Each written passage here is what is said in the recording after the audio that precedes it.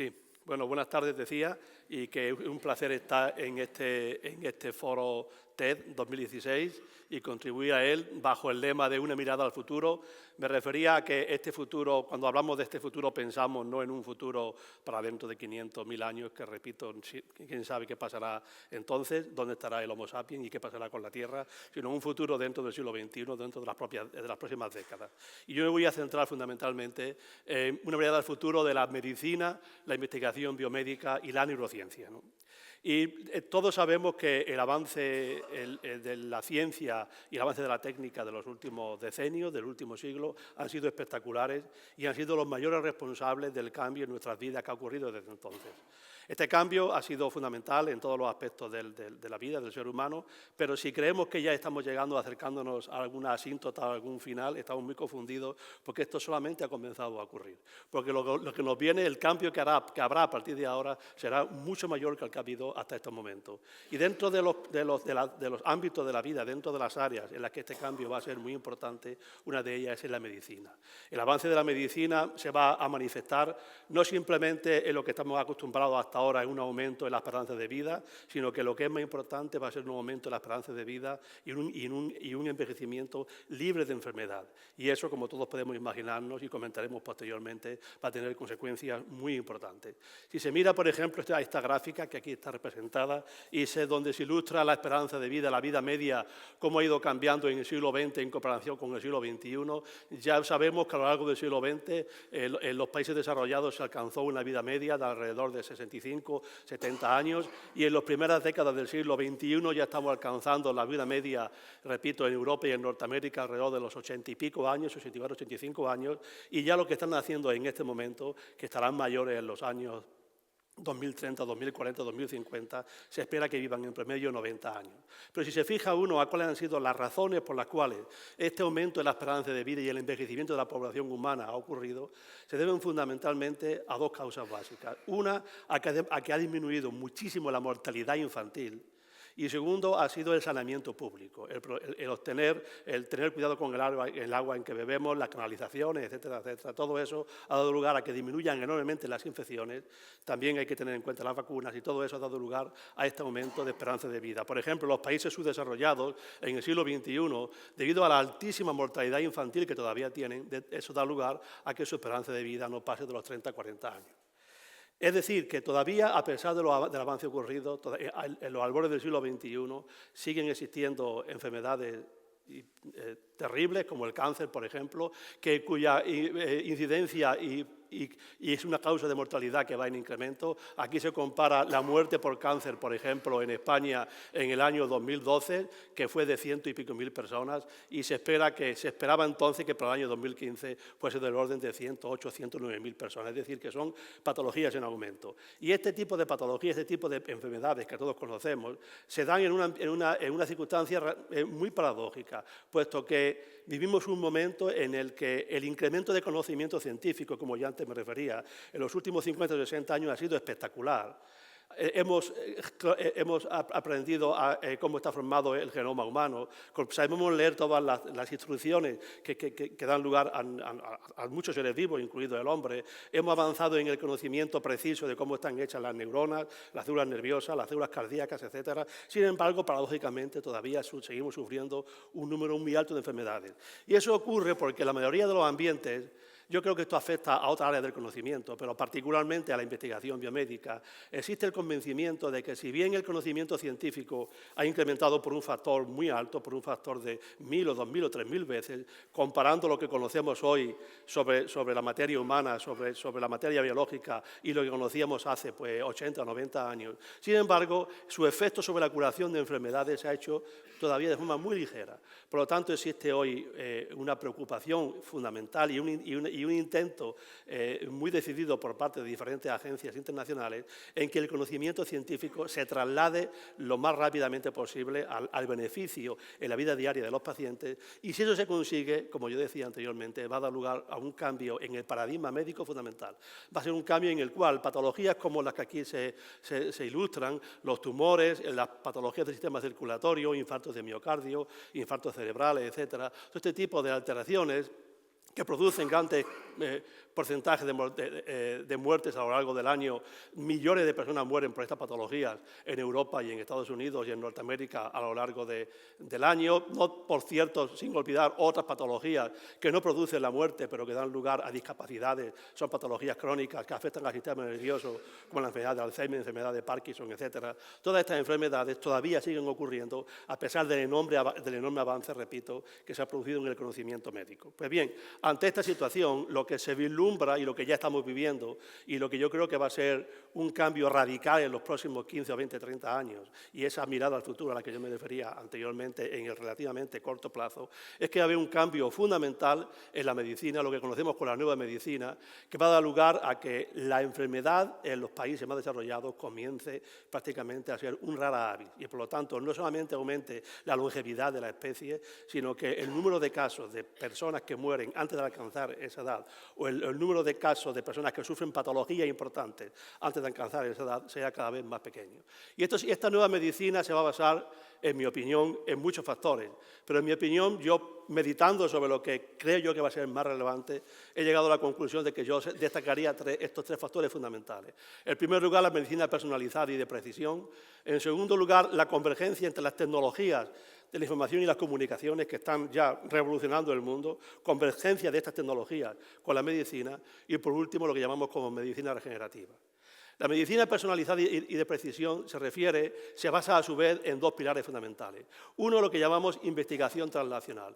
Justamente antes me refería al enorme crecimiento del conocimiento básico, del gran desarrollo experimental ocurrido exponencialmente desde la Segunda Guerra Mundial y que cada década se triplica o se cuatriplica, está creciendo muchísimo. Sin embargo, la difícil traslación a lo que es la medicina clínica o la medicina aplicada. Este tipo de gap, esta hendidura entre estos dos tipos de conocimiento se intenta soslayar o se intenta evitar mediante la llamada investigación translacional, que intenta acercar la investigación básica a los pacientes o los problemas de los pacientes, devolverlos al laboratorio y estudiarlos a nivel experimental.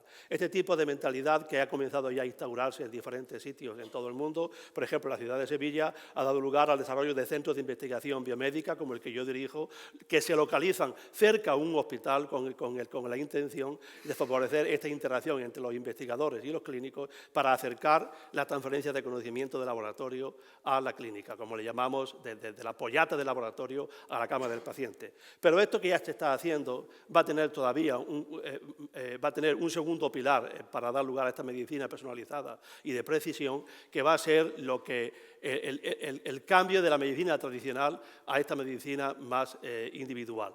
En la medicina tradicional normalmente se considera que los individuos somos todos muy parecidos, pertenecemos a la misma especie, al Homo sapiens, aunque a veces hay personas que parece que son de otra especie, pero en general somos todos de la misma especie y todos sufrimos una enfermedad, por ejemplo, el cáncer de colon, que en general es la misma patología que afecta a diferentes personas. Sabemos por experiencia, los médicos, que cuando se aplica una terapia a una patología cualquiera, hay pacientes que responden bien a la terapia, unos no responden e incluso a otros la terapia les muestra efectos adversos.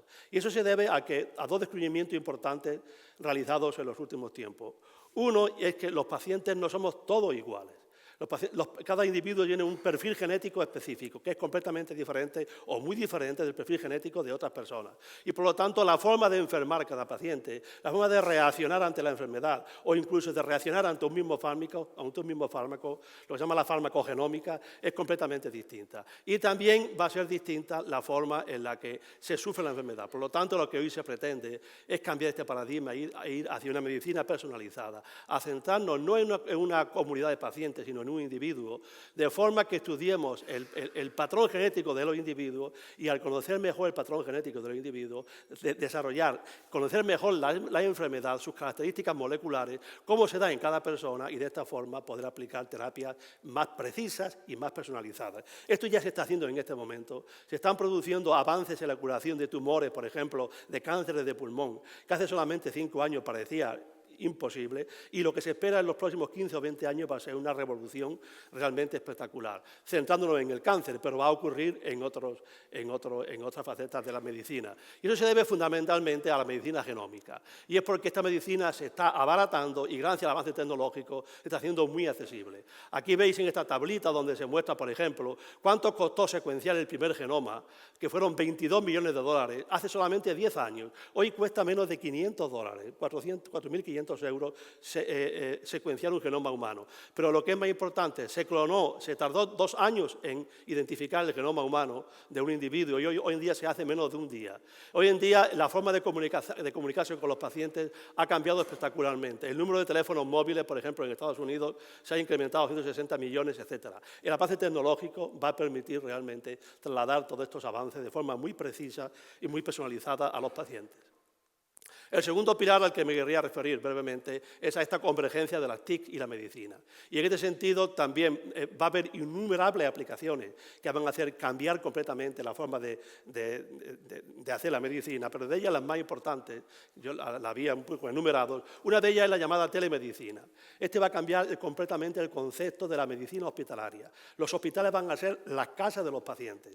Dejará de haber hospitales, y menos hospitales grandes de 1.500 camas y costosísimos, como es el Hospital Virgen de Rocío, por ejemplo. Serán hospitales en la vivienda, gracias al desarrollo de los sistemas telemáticos, el desarrollo digital, el desarrollo de sensores de comunicación. Los pacientes podrán estar en sus casas con diferentes sensores, asistidos por robots, y podrán haber una medicina, el médico podrá llevarlo con muy poco componente capital humano asistencial para que atienda a decenas y centenares de pacientes, por lo tanto podrán estar monitorizados a distancia. Esto disminuirá la estancia media hospitalaria muchísimo, como refería anteriormente. El avance de estos robots permitirá hacer, y ya está permitiendo hacer, cirugía robótica. La cirugía robótica es una cirugía en la que el cirujano no opera un robot dirigido por el cirujano, que le permite llegar a sitios donde es imposible llegar, donde la destreza humana no permite alcanzar ese tipo, por ejemplo, zonas difíciles del cerebro, cánceres ocultos, etcétera, etcétera. Pero estos robots no solamente van a ser robots grandes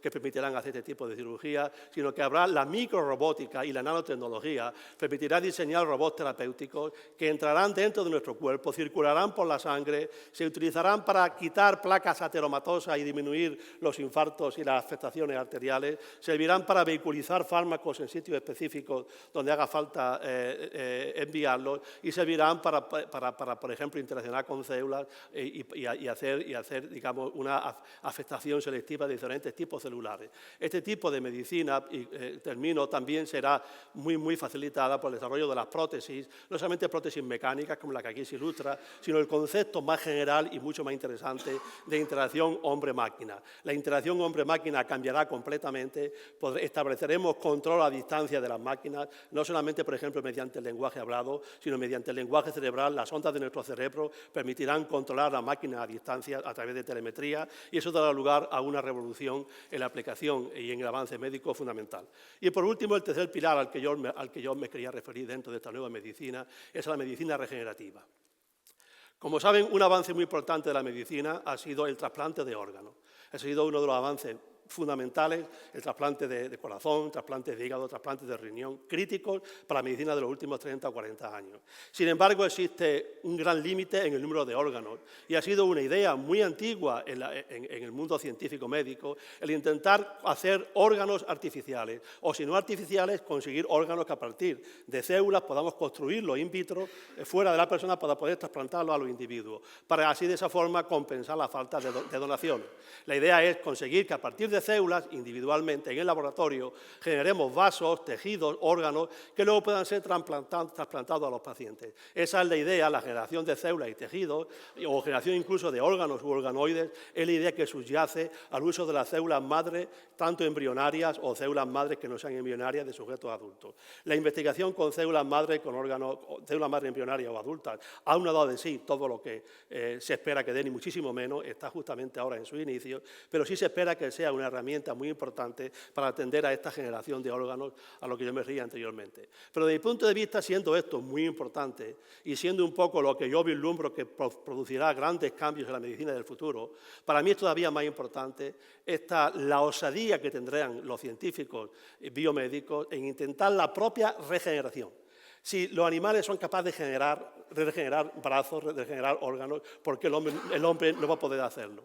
Cualquier biólogo que haya en la sala o cualquier médico que haya en la sala sabe que de la mano de una salamandra al brazo de un mamífero superior no hay prácticamente ninguna diferencia. Estamos hechos de la misma forma, con las mismas moléculas, los mismos genes. Sin embargo, a una salamandra se le corta un brazo y en 40 días se le regenera completamente, sin embargo, a un ser humano no. ¿Por qué no? Esa pregunta que hasta hace poco tiempo prácticamente uno no atrevía a hacérsela, hoy en día se plantea y realmente estamos en la dirección de intentar descubrir por qué cuando hay un muñón en una salamandra se regenera y en un ser humano no hay regeneración. Creo que este tipo de investigaciones, junto con otras, por ejemplo, otras que aquí un poco resumo, cuando se corta un trozo de corazón en un mamífero, por ejemplo, en un ratón de laboratorio, recién nacido, en neonato, si se le corta un trozo de corazón, regenera. En un adulto no regenera y se queda un tejido fibroso que luego produce patología. Pues bien, si hay capacidad de regeneración en la vida cuando un ratón tiene solamente unas horas de vida y cuando tiene la vida adulta no regenera, ¿cuál es la diferencia? Creemos que cuando estas diferencias se conozcan, se comprendan, podremos abordar problemas que hasta ahora pues, han sido inabordables. Por lo tanto, este tipo de planteamiento dará lugar a un cambio muy importante en lo que es la medicina. Y para ir poco terminando, que he dejado como en último lugar, le he hecho una presentación de lo que es la medicina, la llamada nueva medicina, la medicina del futuro cercano, y he dejado en último lugar el cerebro humano. En el futuro que se avecina avanzaremos muchísimo, igual que avanzaremos en enfermedades cardiológicas, tumores, etcétera, avanzaremos en entender por qué hay patologías humanas cerebrales. Y seguro que la enfermedad de Alzheimer, la enfermedad de Parkinson, estoy convencido que en las próximas décadas pasarán prácticamente a la historia, dejarán de existir. Pues lo que seguirá siendo un reto muy importante no es curar las patologías del cerebro, sino entender el cerebro humano, entender cómo el cerebro funciona. El cerebro está compuesto, esta masa que aquí ven de 1,5 kilos de peso, está compuesto por 10.000 millones de neuronas que se comunican entre sí y en total existen alrededor de 10 elevado a 15 contactos entre las neuronas y fruto de todos esos contactos, de esa actividad eléctrica, se genera actividad interneuronal, se genera pues, el comportamiento, los sentimientos, la conducta, etc. Muy bien, un reto fundamental de la humanidad es entender cómo este cerebro funciona. Y en mi opinión, esto sí que realmente no pertenece a la mirada al futuro que hoy estamos viendo de los 30 o 40 años. Esto va a requerir muchísimo más tiempo. Quizás en el TEDx próximo que hagamos dentro de 15 o 20 o 30 años podamos tener alguna idea de cómo posiblemente avanzaremos en el cerebro. Simplemente para terminar quería referirme a que hay dos proyectos fundamentales. Uno en Europa que se llama el Blue Brain Project y otro proyecto que se centra fundamentalmente en estudiar las conexiones entre las neuronas. Y otro proyecto en Estados Unidos que le llaman el Brain Initiative, que se centra en estudiar cómo las neuronas producen actividades, cómo funcionan y todas en su conjunto, cómo se comunican entre sí, para intentar entender cómo funciona el cerebro, pero que ambos proyectos están actualmente en fase embrionaria y yo personalmente puedo prever que pasarán al menos 50, 60, 70 o 80 años, yo lo cifraría incluso en un siglo, antes de que de verdad, una vez resuelta la patología cerebral, podamos abordar el gran reto para la humanidad, que es entender el cerebro del hombre. En esta frase de Obama, apoyando al Brain Initiative, que antes me refería, decía que como humanos podemos identificar las galaxias que están a años luz de distancia, podemos estudiar las partículas subatómicas, pero todavía hemos sido incapaces de descifrar este 1,5 kilos de materia gris que está entre nuestros dos oídos. Por lo tanto, es un reto muy importante. Reto que yo creo que es importante no solamente per se, sino porque pueden ustedes imaginarse que si vivimos 100, 110, 115 años sin enfermedad, y ahora me repito a los anteriores ponentes, va a haber una cantidad de problemas en este planeta terribles, de tipo social, económico, ecológico, etcétera, etcétera, a los que habrá que darle solución. Yo creo que la solución solamente se la daremos si nos conocemos mejor el cerebro, nos conocemos mejor a nosotros mismos siguiendo el aforismo griego y es posible que conociéndonos mejor a nosotros mismos, para lo cual hay que apoyar la investigación cerebral, podamos mantenernos en el planeta al menos otros 100.000 años más, igual que nos hemos mantenido hasta ahora. Muchas gracias.